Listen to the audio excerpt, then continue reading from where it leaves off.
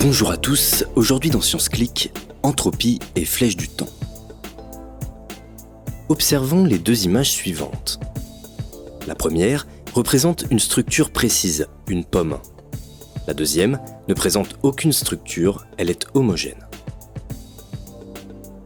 Imaginons maintenant que l'on génère une troisième image en choisissant au hasard la couleur de chaque pixel. Une fois l'image générée, on la compare avec les deux précédentes. À laquelle de ces deux images la nouvelle image ressemble-t-elle le plus ? Visuellement, l'image aléatoire ressemble davantage à l'image numéro 2, homogène.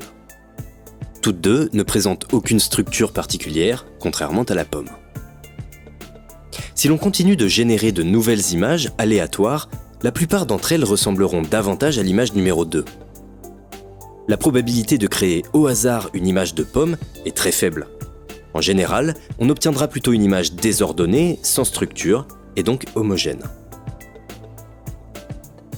C'est cette propriété de ressembler à quelque chose d'aléatoire, d'homogène, que l'on appelle l'entropie. Ici, l'image numéro 2 possède davantage d'entropie, car elle a plus de chances de ressembler à une image aléatoire. Dans notre univers, l'entropie est définie de la même façon. L'univers est composé d'atomes qui peuvent s'agencer de multiples façons et certains de ces agencements semblent homogènes, comme un gaz, alors que d'autres présentent des structures, comme un glaçon ou une pomme.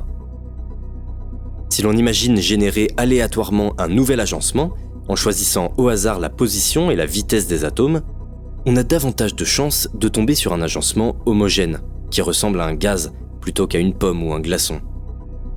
On dit donc que le gaz a davantage d'entropie, car il ressemble plus souvent à une distribution aléatoire.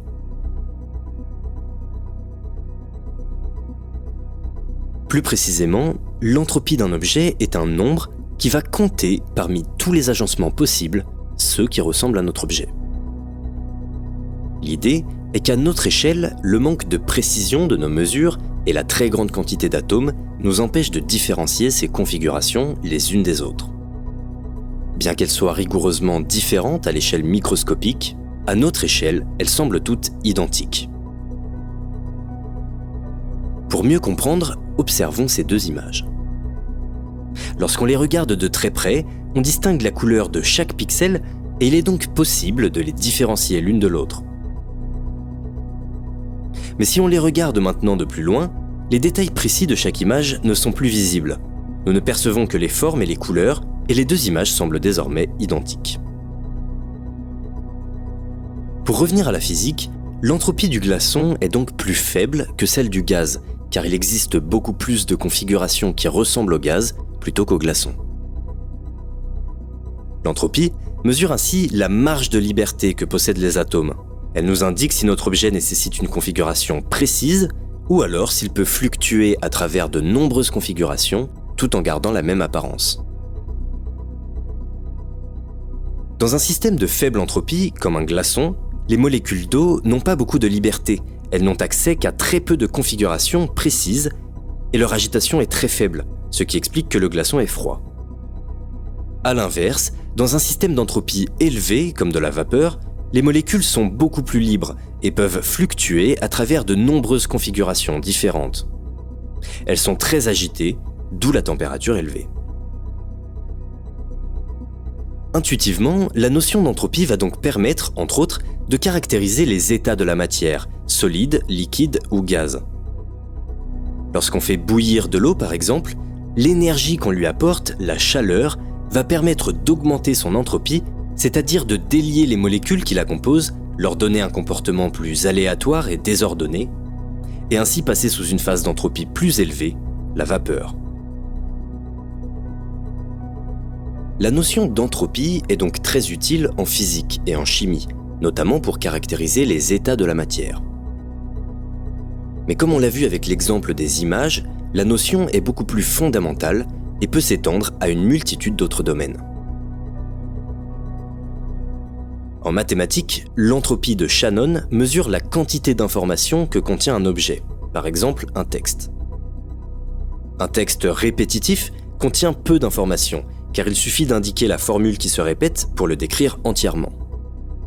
A l'inverse, un texte plus aléatoire, moins structuré, contient beaucoup d'informations, car notre seule possibilité pour le décrire est d'indiquer tous les caractères un par un.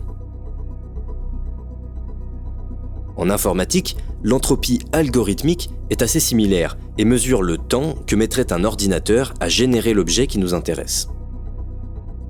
Plus l'objet contient d'informations, moins il est possible de compresser le code qui le décrit. L'idée d'entropie est même utilisée dans l'étude de la biodiversité, car elle permet de mesurer l'étendue des variations à l'intérieur d'un ensemble. Elle est également utile dans l'étude des systèmes chaotiques, pour caractériser leur comportement imprédictible, aléatoire, comme par exemple le fait que sur le long terme, un double pendule puisse être affecté par une toute petite perturbation. Enfin, l'étude des trous noirs permet également de leur attribuer une entropie, qui mesure la quantité d'informations qu'ils ont avalées. L'entropie d'un trou noir est distribuée à sa surface, et plus il capture d'informations en absorbant de nouveaux objets, plus la surface du trou noir s'élargit. Pour finir, l'entropie joue également un rôle crucial dans notre compréhension du temps, et plus particulièrement à propos du sens dans lequel se produisent les transformations. Pour comprendre, imaginons les deux configurations suivantes. D'une part, un ballon de baudruche est ouvert à l'intérieur d'une boîte, et le ballon contient un gaz avec une forte pression. D'autre part, on imagine le même ballon ouvert, mais cette fois-ci le gaz est réparti équitablement à l'intérieur de la boîte. En supposant que la boîte évolue spontanément, peut-on deviner l'ordre chronologique dans lequel se produisent ces deux situations ? Est-ce que le gaz était d'abord comprimé dans le ballon et a eu tendance à s'échapper au cours du temps ? Ou est-ce qu'à l'inverse, le gaz était initialement homogène et aurait eu tendance à venir se comprimer dans le ballon ? A priori, notre expérience quotidienne nous donne l'intuition que le gaz s'est échappé du ballon, qu'il aurait plutôt tendance à se diffuser qu'à revenir spontanément à l'intérieur. En général, on a l'intuition que les systèmes physiques ont tendance à s'homogénéiser au cours du temps, que les tensions, comme la pression dans le ballon, ont tendance à se relâcher. Si l'on met un objet chaud en contact avec un objet froid, on s'attend par exemple à ce que leur température s'égalise progressivement. Pourtant, à l'échelle microscopique, les deux états, avant et après, ne semblent rien présenter de particulier. On a du mal à comprendre pourquoi le phénomène se produirait forcément dans un sens plutôt que dans l'autre. C'est sur ce point que la notion d'entropie va être cruciale. On a vu précédemment que l'entropie d'un objet est d'autant plus grande que l'objet semble homogène à notre échelle. Le deuxième état, homogène, possède donc davantage d'entropie que le premier. Et c'est précisément pour cette raison que le processus se produit dans ce sens plutôt que dans l'autre. Lorsqu'on laisse un système évoluer spontanément, son entropie a tendance à augmenter, rendant le système de plus en plus homogène. Au cours du temps, l'entropie d'un système isolé a toujours tendance à augmenter.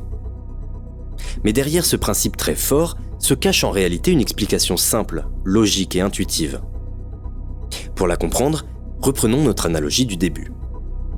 Devant nous, une image structurée qui représente une pomme. À chaque instant, on imagine faire fluctuer légèrement la couleur des pixels de l'image de façon aléatoire et on observe son évolution au cours du temps. À l'échelle microscopique, l'image fluctue et va peu à peu s'éloigner de sa configuration initiale. Progressivement, elle va parcourir de multiples configurations différentes en passant au hasard d'une configuration à une autre. Mais à notre échelle, l'image de la pomme semble progressivement s'estomper, elle devient de plus en plus homogène, jusqu'à ressembler parfaitement à l'image grise que l'on avait vue au départ.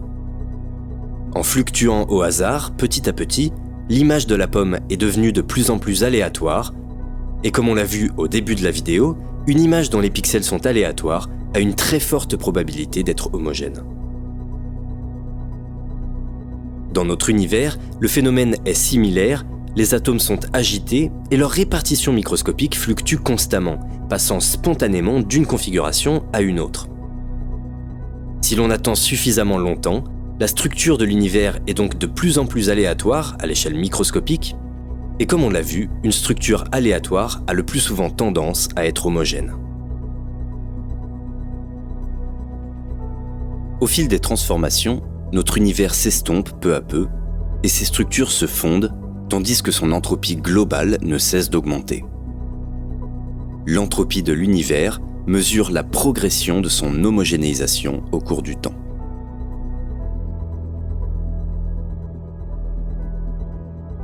Pour conclure, l'entropie est un concept fascinant. Bien que très concrète et physique, permettant de caractériser les états de la matière et leur transformation, elle semble finalement reposer sur des idées très simples.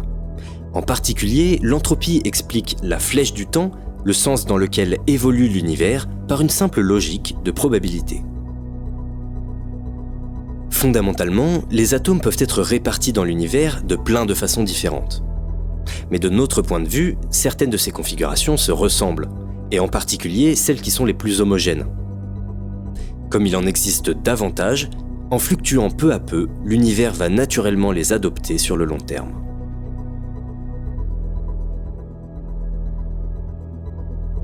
Aujourd'hui, la question se pose de savoir si l'univers finira par être complètement homogène.